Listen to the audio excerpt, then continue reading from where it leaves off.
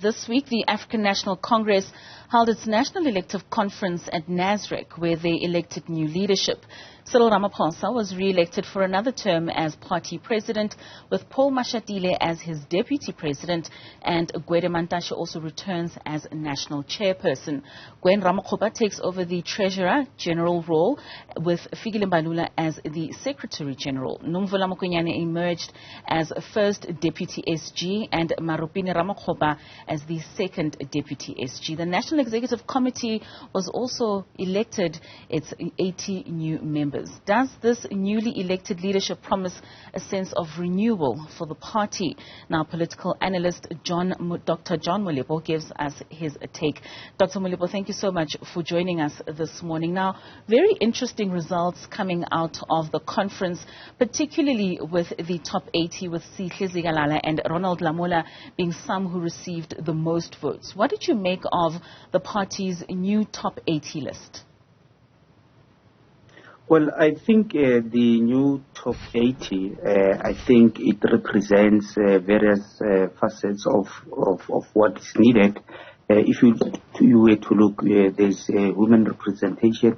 There's also a question of intergenerational mix, and also if you were to check the composition of them, we still have a young person at the age of 30 who sits in that particular committee. That tells you that this kind of leadership demonstrate or introduce new thing that we are about to witness, but also not looking at that, but also what is important is the skills, the caliber of people who have been elected there.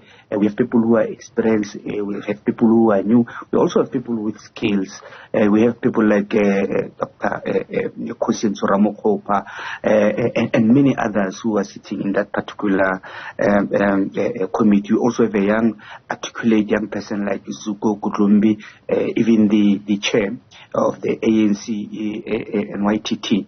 So it tells you that this current crop of leadership of the NEC, can restore hope to the society. Like, though they still have much to work, particularly with this particular year that they have to campaign and to work the ground and unify the organization, so that when they go to a 2024 election, they go united as the organization and they'll be strong in order to restore the hopes of South Africans.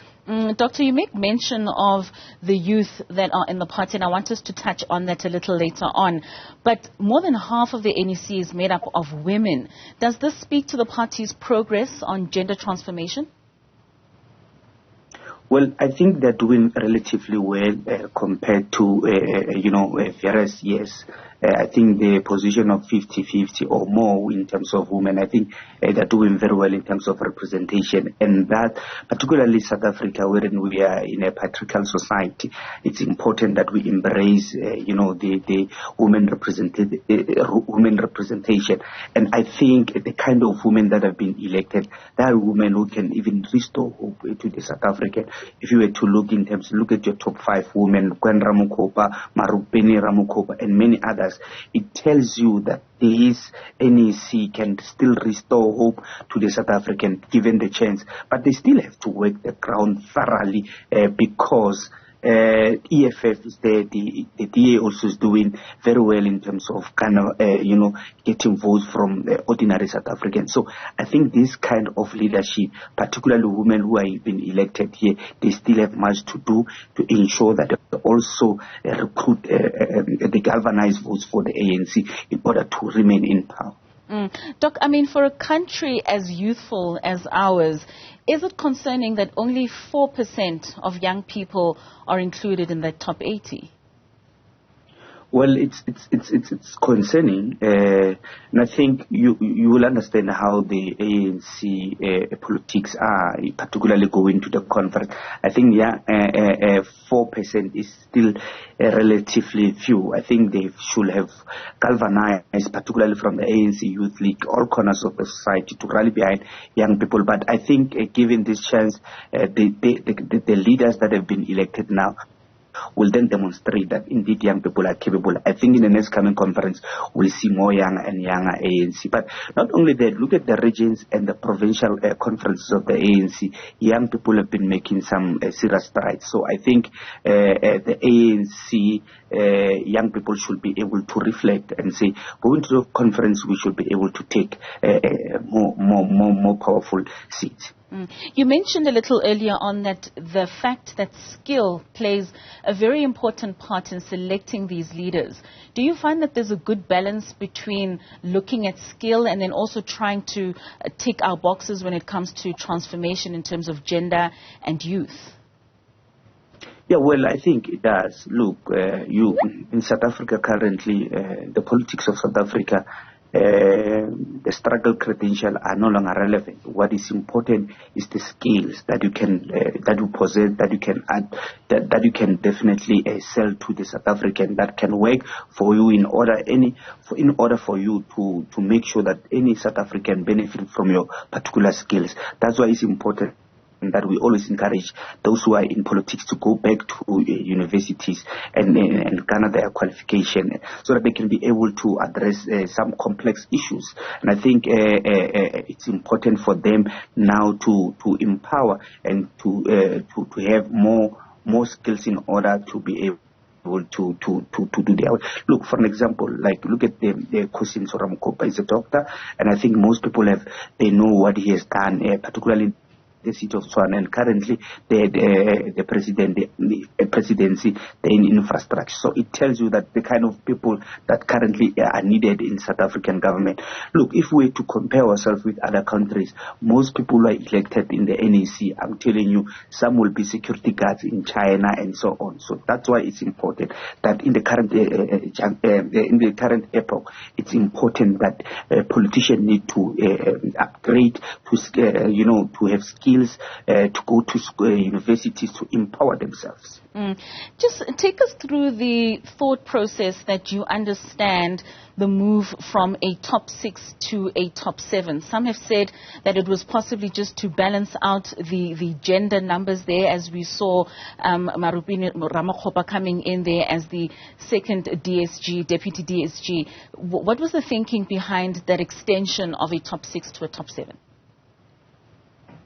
Well, I think as much as they've deliberated, the ANC is the biggest political party with many activities that they are doing. I think their approach was to say that they need to, include top 7 so that in order to capacitate the office of the Secretary General. But my view was to say, let us capacitate the subcommittees of the ANC. I think the top 6 for me was fine, but I think given those particular reasons, I think they suffice very well for me for them to be able to have included, top 7. Though I think they should have remained in top 6, then capacitate their committees in order to deliver the work of the organization.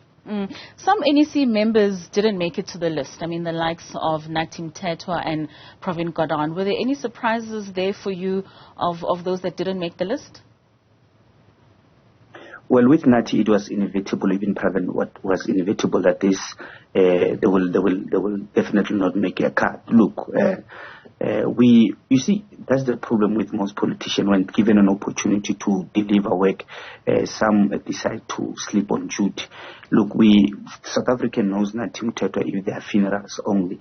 That's why most feel that the man has not been doing very well. So I think he also understands that he was not contributing very well. But it's highly important for anyone given an opportunity to work and do best, so that even when the election are there, people will never forget you. They will even give you an opportunity to come. Look at those who have returned. They've been doing very well, and they are back. Look at Bengadi Meng. Look at I can mention many of them who are back.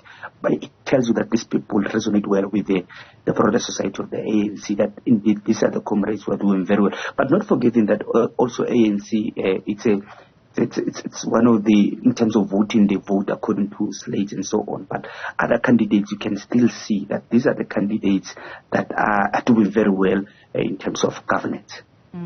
We know that also in the top 7 we have 2 candidates who were allegedly implicated in state capture. Do you believe that that would come back to bite them in the long run, your Nomvula Mokonyane as well as Gwede Mantashe? I think the ANC has rules, even the government has rules. I think it's highly important, particularly when we talk about the renewal.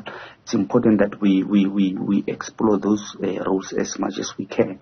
I think if anyone is implicated, I think they must do the right thing.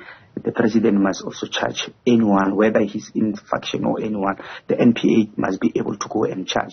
And I think the president, given that report, must do what is important so that South Africans cannot hold him accountable now and then on things that can be done as easily as possible. So I think what is important is that those who are implicated, they must be charged accordingly, and they must go and defend themselves. All right. Thank you for your time this morning. That was political analyst Dr. John Molepo giving us a roundup of the ANC conference that took place a week ago.